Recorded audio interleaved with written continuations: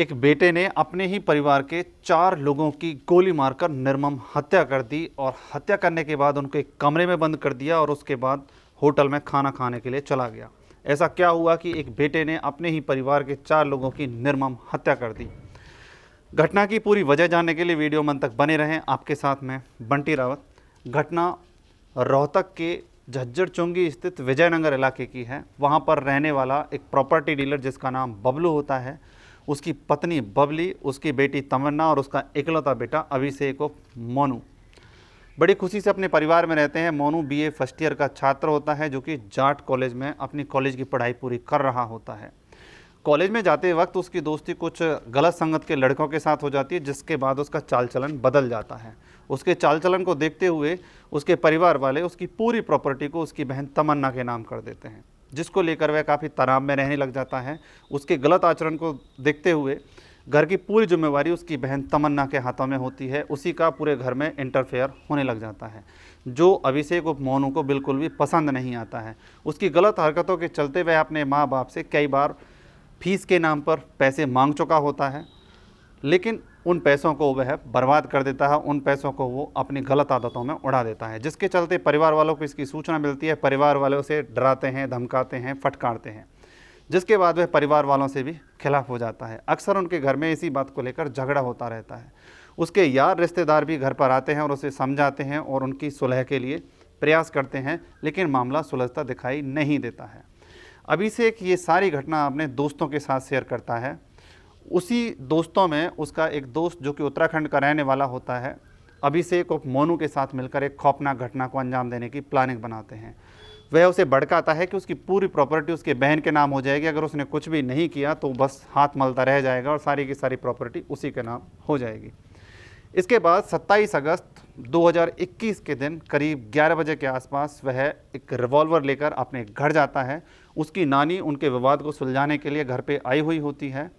पहले अपने बाप यानी कि बबलू में लगातार 3 गोलियां मारता है और उसकी हत्या कर देता है। उसके बाद अपनी माँ में गोली मारता है। उसके बाद अपनी बहन की गोली मारकर निर्मम हत्या कर देता है और उसके बाद अपनी नानी यानी कि रोशनी की भी गोली मारकर हत्या कर देता है। हत्या करने के बाद घायल लोगों को एक कमरे में बंद करके चाबी अपने जेब में रख के घर का ताला लगाकर वहाँ से होटल में अपने दोस्त के पास चला जाता है। दोस्त के पास जाने के बाद उसको खाना खिलाता है और वहाँ से फिर से एक बार नया प्लान तैयार करके अपने घर आता है। घर आके अपने घर के दरवाजे को ज़ोर ज़ोर से खटखटाता है, लेकिन दरवाज़ा नहीं खुलता है। उसके बाद अपने यार रिश्तेदार आस पड़ोस के लोगों को फ़ोन करता है। वहाँ पर लोग इकट्ठा हो जाते हैं। उसके बाद खिड़की तोड़कर घर के अंदर प्रवेश करता है और अंदर से जब दरवाज़ा खोला जाता है तो अंदर का मंजर बहुत खौफनाक होता है। वहाँ पर 4 लोगों की सनी हुई लाशें पड़ी होती हैं। उसमें उसकी बहन तमन्ना जो कि अभी सांस ले रही होती है। आनन फानन में उसका मामा उसको हॉस्पिटल पहुंचाता है और इस घटना की पूरी सूचना पुलिस को उसका मामा ही देता है। इसके बाद उसकी बहन हॉस्पिटल जाते जाते अपना दम तोड़ देती है। उसके बाद अभिषेक अपने चारों परिवार के लोगों की लाश देखकर रोता है, बिलखता है और दिखावा करता है। उसके बाद उनका पोस्टमार्टम कराने के बाद अंतिम संस्कार कर दिया जाता है।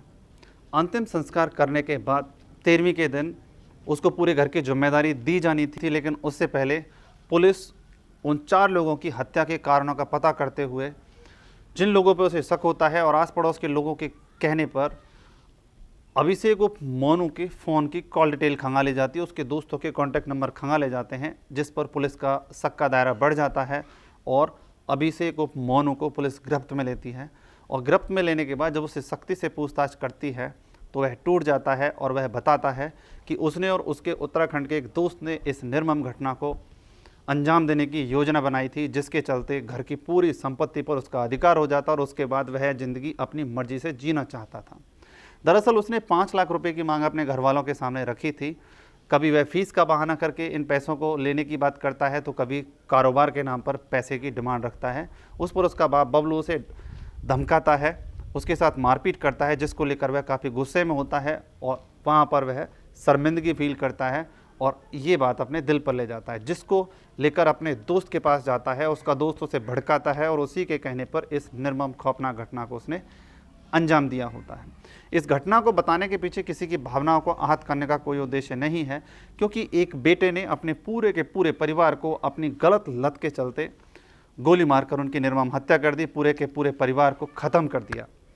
ऐसी आपराधिक घटनाएं तब होती हैं जब हमारे बच्चे गलत संगत का शिकार हो जाते हैं, जिसके चलते उनकी सोचने समझने की शक्ति कमज़ोर हो जाती है और इन्हीं कारणों के चलते वो गलत स्टेप उठाते हैं, जिसके चलते पूरा परिवार और उसकी ज़िंदगी सलाखों के पीछे कटी। इसी तरह की रोक ले भैया थोड़ी देर आकर हैर गो में यार कितनी देर तक। जब इस तरह की घटनाएं समाज में सामने आती हैं तो दिमाग सुन्न हो जाता है, आंखें फटी रह जाती हैं, कान सुन्न हो जाते हैं कि आखिरकार एक बेटा पैसे के लिए अपने ही पूरे परिवार का कत्ल कर देता है। समाज में ऐसी अनहोनी घटनाएं सामने आती है जिनको देखकर विश्वास करना मुश्किल हो जाता है। क्या कोई बेटा अपने ही परिवार के साथ अपनी गलत आदतों को पूरा करने के लिए ऐसा कर सकता है? सतर्क रहें, सावधान रहें, सुरक्षित रहें। फिर मिलते हैं इसी तरह की किसी और सच्ची घटना के साथ। तब तक के लिए जय हिंद, जय भारत।